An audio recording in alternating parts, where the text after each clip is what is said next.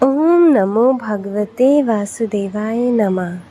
हरे कृष्ण। श्री शिवाय नमस्तुभ्यम। प्रिय भक्तजनों, आप सभी को राधा अष्टमी की ढेरों शुभकामनाएं। आज भाद्रपद मास के शुक्ल पक्ष की अष्टमी तिथि है और आज ही के दिन श्री राधा रानी जी के जन्मोत्सव का त्योहार मनाया जाता है। मैं श्री राधा रानी जी से प्रार्थना करती हूँ, श्री राधा रानी जी की कृपा आप और आपके समस्त परिवार पर सदैव बनी रहे। भक्तजनों, भाद्रपद मास के शुक्ल पक्ष की अष्टमी तिथि के दिन ही श्रीमती राधा रानी जी का प्रकट दिवस हुआ था और आज ही के दिन राधा अष्टमी का त्योहार मनाया जाता है। संसार में श्री राधा जैसी भाग्यवान कोई स्त्री नहीं है, जिनके स्वामी तीनों लोक के स्वामी श्री कृष्ण सदैव उनके कंधों पर गलबैया डाले रहते हैं।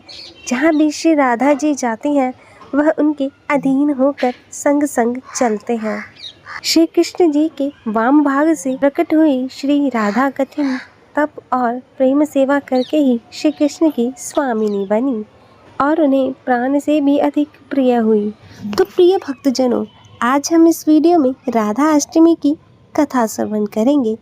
तो मैं सभी भक्तों से निवेदन करती हूँ कि आप सभी भक्तजन कथा को पूर्ण श्रवण कीजिएगा, क्योंकि कथा को अधूरा छोड़ना शुभ नहीं माना जाता।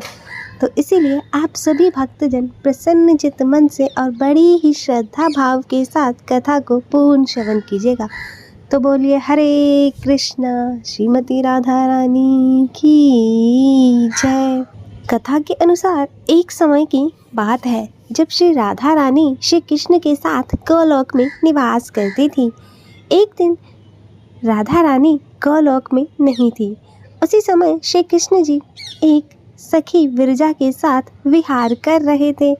जब राधा रानी जी को यह पता चला तो उन्होंने श्री कृष्ण को बहुत ही बुरा भला कहा और राधा रानी श्री कृष्ण से बहुत ही ज़्यादा कुपित हो गई थी। तब राधा जी के इस प्रकार के कुपित स्वभाव को देखकर विराजा वहां से नदी के रूप में निकल गई और श्री कृष्ण को भला बुरा कहने के कारण भगवान श्री कृष्ण के मित्र श्री दामा ने श्री राधा रानी जी को पृथ्वी पर जन्म लेने का श्राप दे दिया और राधा जी इस बात पर भी क्रोधित होकर श्री दामा को राक्षस कुल में जन्म लेने का श्राप दे दिया और राधा जी के इस श्राप से ही श्री दामा ने शंखचूर राक्षस के रूप में जन्म लिया, जो आगे जाकर भगवान विष्णु का परम भक्त बना। और श्री दामा के श्राप के कारण ही राधा जी ने पृथ्वी पर वृषभानु के घर में उनकी पुत्री के रूप में जन्म लिया। वृषभानु भानुपुरी के उदार राजा थे। वे वृषभानु महाकुल में जन्मे थे। उन्हें चारों वेदों और पुराणों का संपूर्ण ज्ञान था। वे 8 सिद्धियों से युक्त थे। श्रीमान धनी उदार चित्त थे। वे संयमी और कुली सदाचार से युक्त और भगवान विष्णु के आराधक थे। और उनकी भार्या श्री कीर्तिदा थी। वह रूप में सौंदर्य में श्रेष्ठ थी और महाकुल में उत्पन्न हुई थी।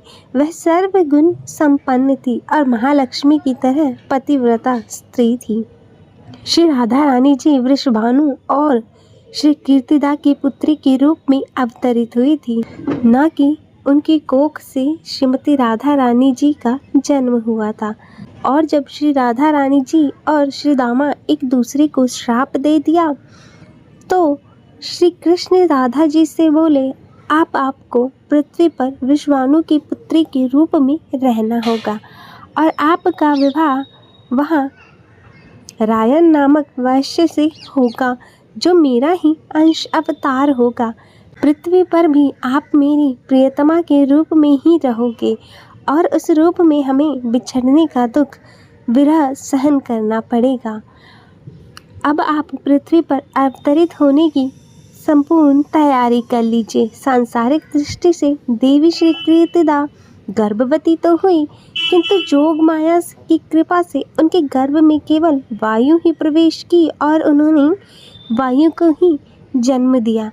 प्रसव पीड़ा के दौरान राधा रानी उनकी पुत्री के रूप में वहां प्रकट हुई और जिस दिन राधा रानी जी प्रकट हुई वह भाद्रपद मास के शुक्ल पक्ष की अष्टमी तिथि का दिन था।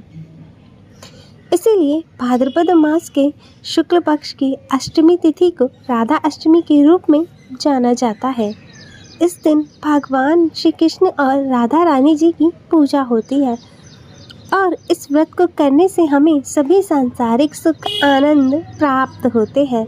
अतः हे राधा रानी जी, अपनी कृपा संपूर्ण जगत पर बनाए रखना, सभी का कल्याण करना और इस कथा को कहते सुनते हुंकारा भरते सभी पर अपनी कृपा सदैव बनाए रखना और सभी के जीवन में सुख और समृद्धि देना। तो सभी भक्त प्रेम से बोलिए श्री राधे कृष्ण भगवान की जय। हरे कृष्णा राधे राधे। प्रिय भक्तजनों, तो यह थी राधा अष्टमी के दिन श्रवण की जाने वाली राधा अष्टमी की व्रत कथा। तो मैं आशा करती हूँ कि आपको यह कथा पसंद आई होगी और वीडियो अच्छी लगी हो तो इसे लाइक करें और ज़्यादा से ज़्यादा शेयर करें और कमेंट में श्रीमती राधा रानी की जय लिखना ना भूलें और चैनल को सब्सक्राइब कर नोटिफिकेशन बेल को ज़रूर ऑन करें। हरे कृष्णा, हर हर महादेव, ओम नमः शिवाय।